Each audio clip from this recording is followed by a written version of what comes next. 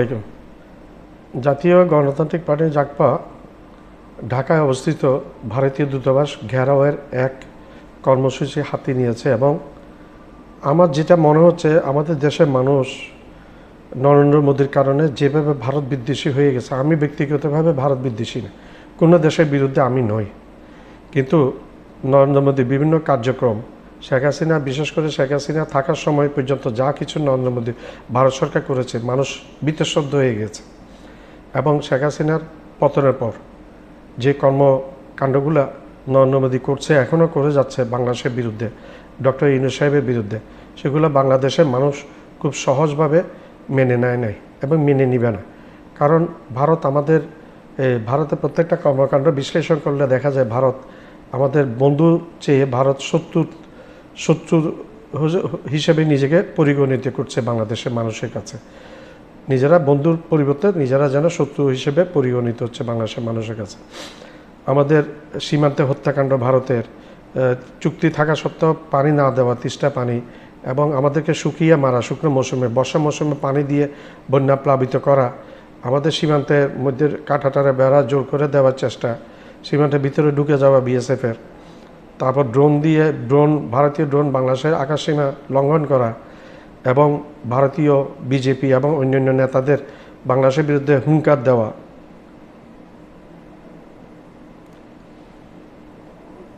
সব কিছু দেখে মনে হচ্ছে ভারত আসলে আমাদেরকে একটা বন্ধু হিসেবে দেখে না, ভারত আমাদেরকে একটা দুশ্মন হিসেবে দেখে।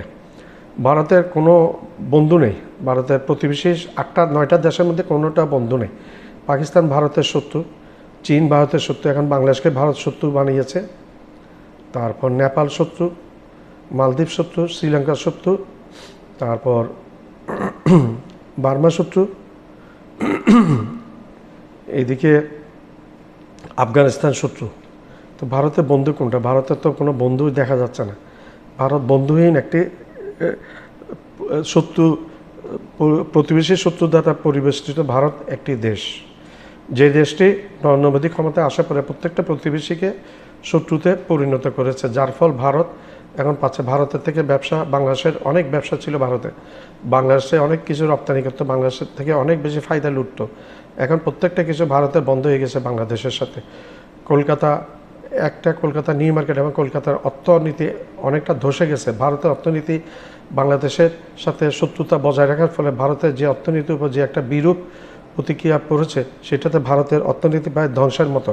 এখন বাধ্য হয়ে ভারত বলছে বাংলাদেশের সাথে ভারত প্রত্যেকটা বিষয়ে আলোচনা করতে চায়। কেন ভাই, এতদিন তোমারে কামড়িয়েছিল, হ্যাঁ, তোমাদেরকে কামড়িয়েছিল, প্রত্যেকটা বিষয়ে শত্রুতা করেছে এবং ডক্টর ইউনূস সাহেবের নামে নানা রকম কুৎসা রটনা করেছে।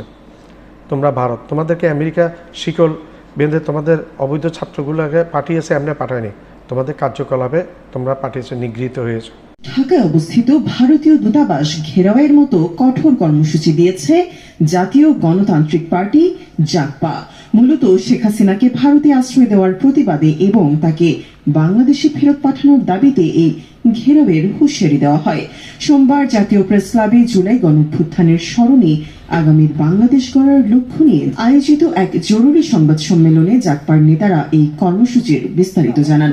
জাগপা কর্মসূচিতে জানানো হয়, 5 আগস্ট শুকরানা নামাজ আদায়ের মাধ্যমে নিজেদের অবস্থান পরিষ্কার করবে দলটি।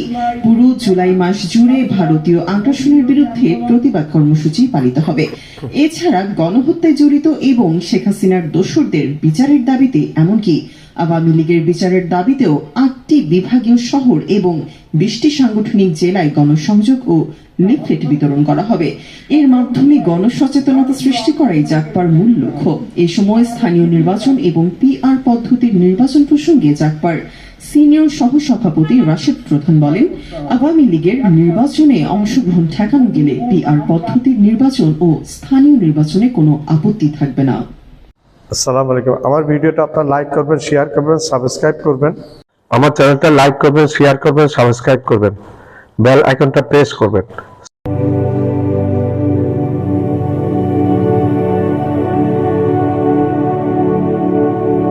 আসসালামু আলাইকুম। আমার ভিডিওটা আপনারা লাইক করবেন, শেয়ার করবেন, সাবস্ক্রাইব করবেন।